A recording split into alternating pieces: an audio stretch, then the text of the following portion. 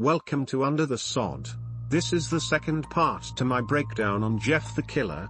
If you haven't seen part 1, it'll be linked in the description. Jeff, we both know what happened. I think this party could be the thing that brightens up the past days. Now, get dressed. Jeff's mother walked out of the room and downstairs to get ready herself. He fought himself to get up. He picked out a random shirt and pair of jeans and walked downstairs. He saw his mother and father all dressed up, his mother in a dress and his father in a suit. He thought, why they would ever wear such fancy clothes to a kid's party. "Son, is that all you're going to wear?" said Jeff's mom. "Better than wearing too much," he said. His mother pushed down the feeling to yell at him and hid it with a smile. "Now Jeff, we may be overdressed, but this is how you go if you want to make an impression," said his father. Jeff grunted and went back up to his room.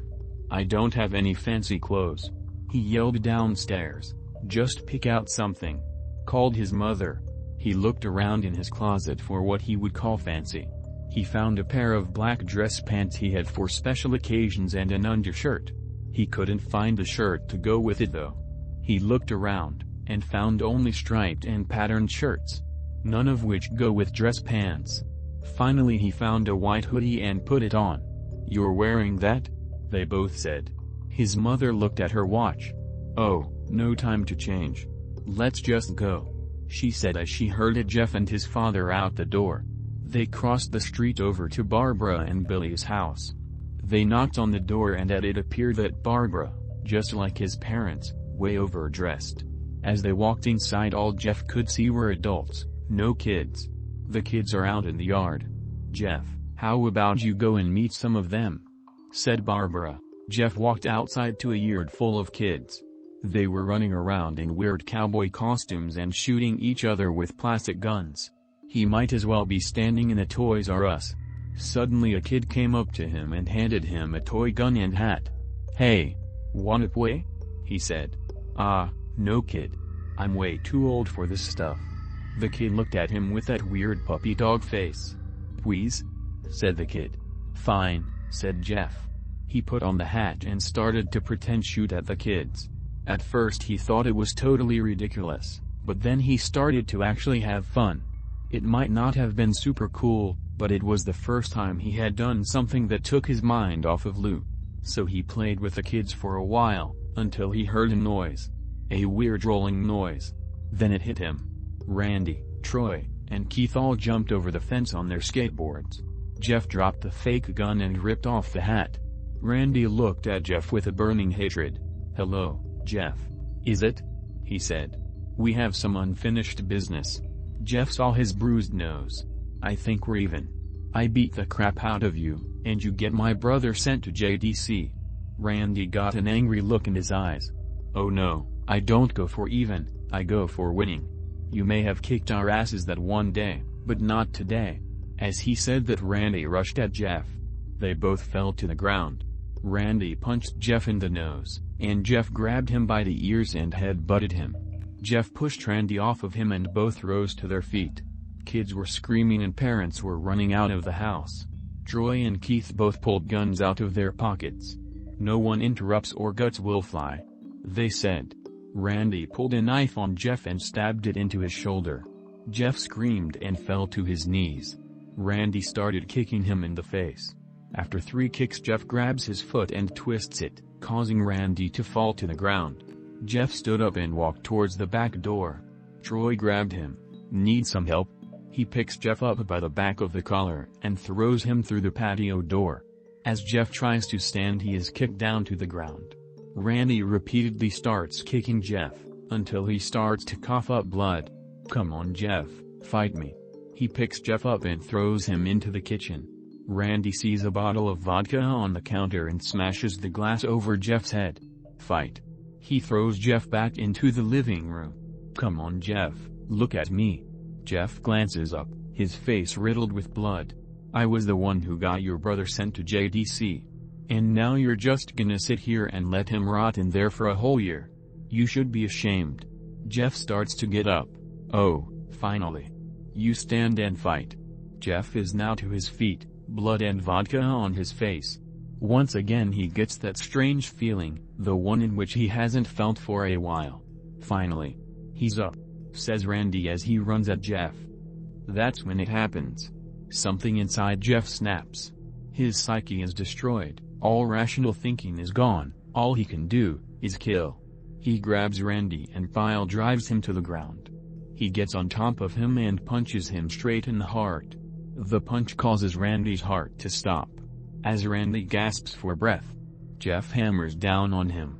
Punch after punch, blood gushes from Randy's body, until he takes one final breath, and dies. Everyone is looking at Jeff now. The parents, the crying kids, even Troy and Keith. Although they easily break from their gaze and point their guns at Jeff. Jeff sees the guns trained on him and runs for the stairs. As he runs, Troy and Keith let out fire on him, each shot missing. Jeff runs up the stairs. He hears Troy and Keith follow up behind. As they let out their final rounds of bullets, Jeff ducks into the bathroom. He grabs the towel rack and rips it off the wall. Troy and Keith race in, knives ready. Troy swings his knife at Jeff, who backs away and bangs the towel rack into Troy's face. Troy goes down hard and now all that's left is Keith. He is more agile than Troy though, and ducks when Jeff swings the towel rack. He dropped the knife and grabbed Jeff by the neck. He pushed him into the wall. A thing of bleach fell down on top of him from the top shelf. It burned both of them and they both started to scream. Jeff wiped his eyes as best as he could. He pulled back the towel rack and swung it straight into Keith's head. As he lay there, bleeding to death, he let out an ominous smile. "What's so funny?" asked Jeff. Keith pulled out a lighter and switched it on. "What's funny," he said, "is that you're covered in bleach and alcohol." Jeff's eyes widened as Keith threw the lighter at him. As soon as the flame made contact with him, the flames ignited the alcohol in the vodka. While the alcohol burned him, the bleach bleached his skin. Jeff let out a terrible screech as he caught on fire. He tried to roll out the fire but it was no use, the alcohol had made him a walking inferno. He ran down the hall, and fell down the stairs. Everybody started screaming as they saw Jeff, now a man on fire, drop to the ground, nearly dead. The last thing Jeff saw was his mother and the other parents trying to extinguish the flame. That's when he passed out. When Jeff woke he had a cast trapped around his face. He couldn't see anything, but he felt a cast on his shoulder, and stitches all over his body. He tried to stand up, but he realized that there was some tube in his arm, and when he tried to get up it fell out, and a nurse rushed in. "I don't think you can get out of bed just yet," she said as she put him back in his bed and reinserted the tube. Jeff sat there, with no vision, no idea of what his surroundings were. Finally, after hours, he heard his mother. "Honey, are you okay?" she asked. Jeff couldn't answer though, his face was covered, and he was unable to speak. "Oh honey, I have great news. After all the witnesses told the police that Randy confessed of trying to attack you, they decided to let Lou go." This made Jeff almost bolt up, stopping halfway, remembering the tube coming out of his arm. He'll be out by tomorrow, and then you two will be able to be together again. Jeff's mother hugs Jeff and says her goodbyes. The next couple of weeks were those where Jeff was visited by his family. Then came the day where his bandages were to be removed. His family were all there to see it, what he would look like. As the doctors unwrapped the bandages from Jeff's face, everyone was on the edge of their seats.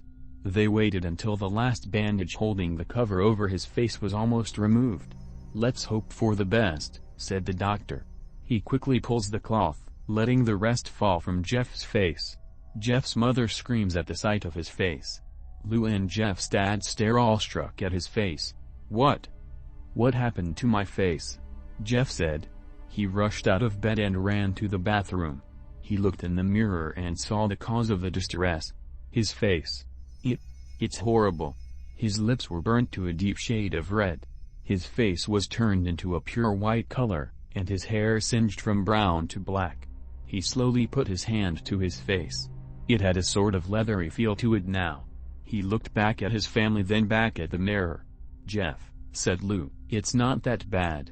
"Not that bad?" said Jeff, "it's perfect." His family were equally surprised. Jeff started laughing uncontrollably. His parents noticed that his left eye and hand were twitching. Jeff. Are you okay? Okay? I've never felt more happy. Ha ha ha ha ha ha, look at me.